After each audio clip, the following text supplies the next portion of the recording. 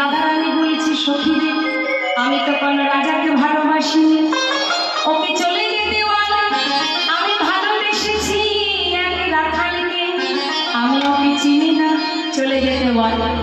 যেই না বলেছে, গোবিন্দ বুঝতে পেরেছেন যে রাধারানী রাজবেশ চাই না, তাই রাধারানীর কথা মতো রাজবেশ খুলে রেখে তাড়াতাড়ি রাখালের বেশ পরিধান করে গোবিন্দ ছুটে এসে রাধারানীর মান ভাঙাচ্ছে। মা কেমন